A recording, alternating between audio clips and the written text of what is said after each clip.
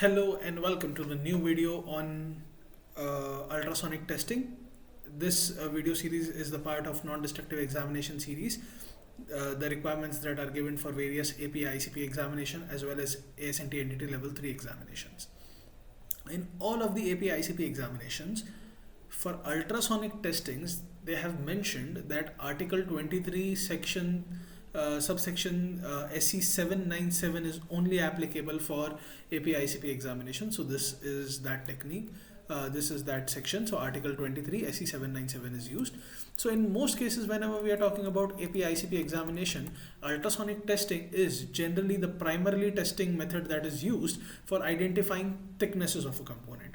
So this standard will tell us about how to identify thickness of a component, okay, with the help of ultrasonic examination using pulse echo techniques. So SE 797 is the standard practice for measuring thickness by manual ultrasonic pulse echo contact method. Again, this is the only article that is required for ultrasonic examination for ICP examinations.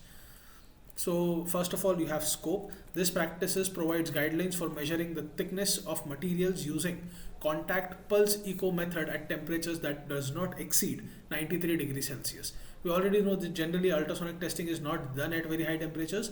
Obviously, some high special or high temperature shoes are available where you can go beyond a certain level, but generally 400 450 degrees Celsius is going to be the last limit, because after that it is going to hit piezoelectric, it is going to lose its piezoelectricity because it will reach Curie temperature.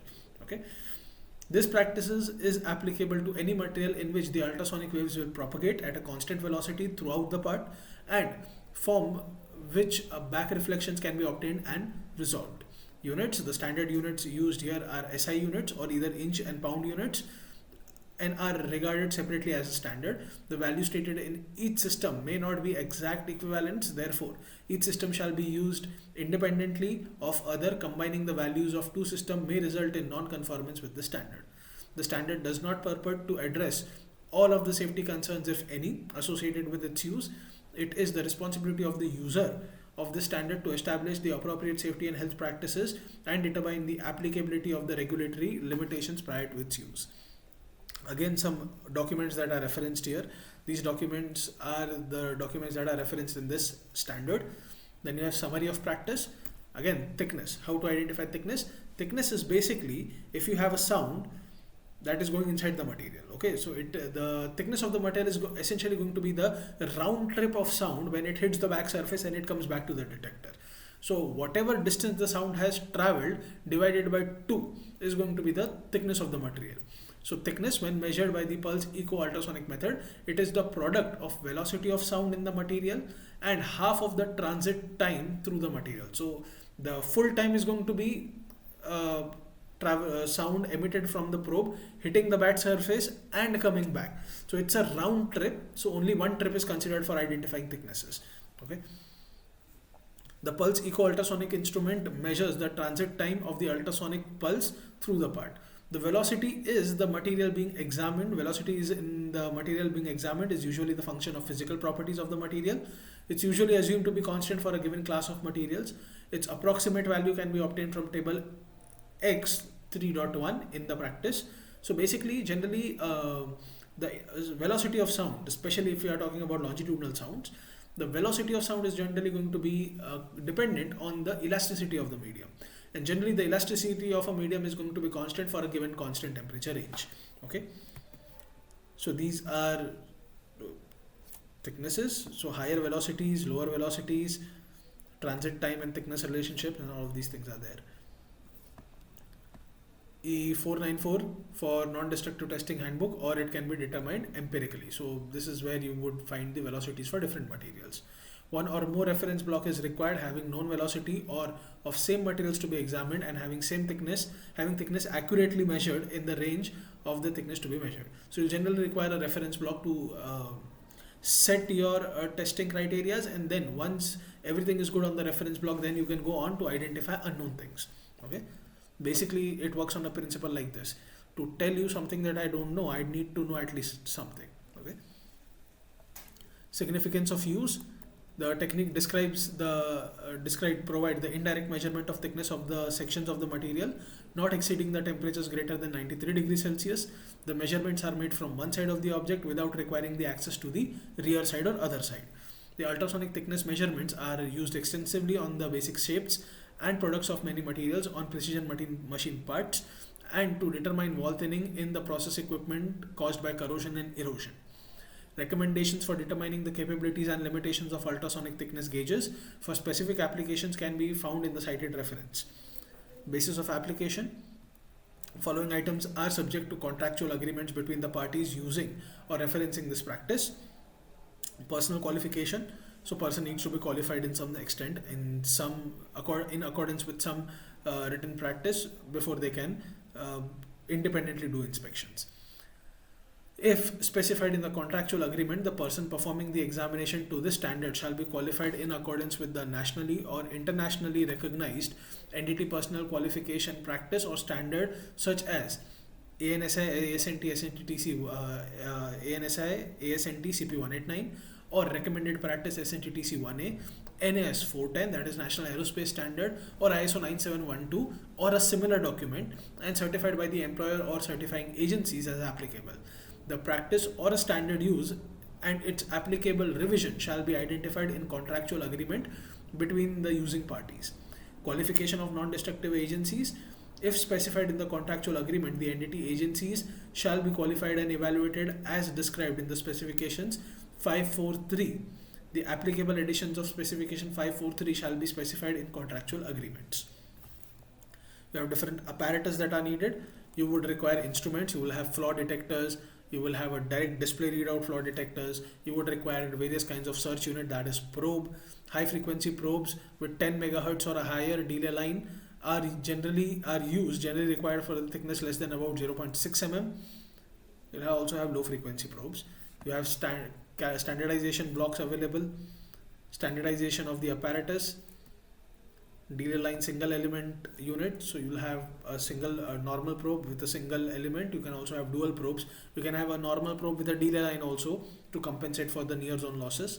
So this is a dual probe or also known as pitch catch arrangement. In this case, this would be a transmitter, this would be a receiver.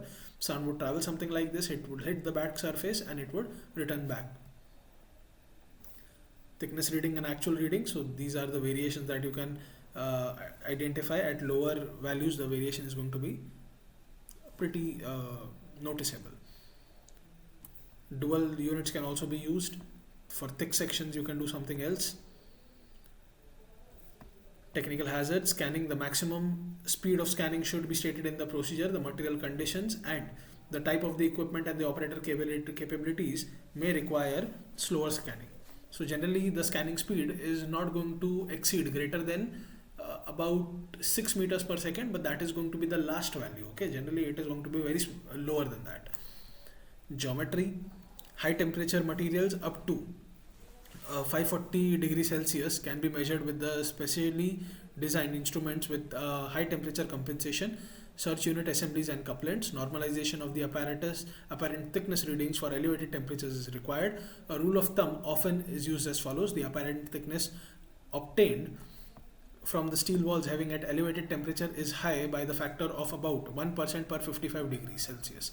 So if there is a 55 degree variation in the temperature, then your results are going to be deviated by 1%. This is the same requirement that was given in API 574, that is the inspection practices for piping systems. Thus, if the instrument was standardized on a piece of a similar equipment at a similar material at same temperature, and if the reading was obtained at the surface which is about 460 degrees Celsius, then the apparent reading should be reduced by 8%. So generally it is a general practice that whenever you are calibrating your equipment, the temperature between the calibration block or reference block and the actual piece should be similar, or they should be between like 15 degrees in vicinity of each other. Okay, the apparent reading should be reduced by 8%. This correlation is an average one of many types of steels. Other corrections would have to be determined empirically for other materials. Procedure requirements. So these are the things that are required in the procedure.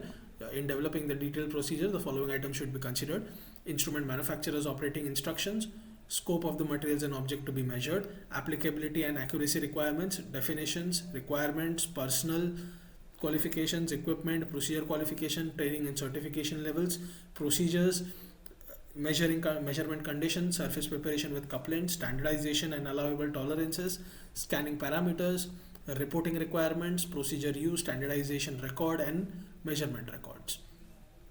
Reporting structures. So the record of the following information at the time of the measurement and include it in the report: examination procedure, type of the instrument, standardization blocks, size and material type, size, frequency and the type of search unit, scanning method, results, minimum and maximum thickness measurements, location of measurements and personal data and certification level. Also we have some appendixes. These appendixes will tell you about different dimensions of reference blocks. So these are different dimensions for reference blocks, and that's it. So this was all the requirement for ultrasonic examination for thickness measurements that were laid down in body of knowledge in most of the ICP examination. Either it is going to be 653, 510 or 570. Only for ultrasonic examination, only Article 23 section Article 23 SE 797 is required for your ICP examinations body of knowledge. That's it for this video. In the next video we'll be talking about some other non-destructive examination for our ASME Section 5 series. Thank you, and this is it for this video.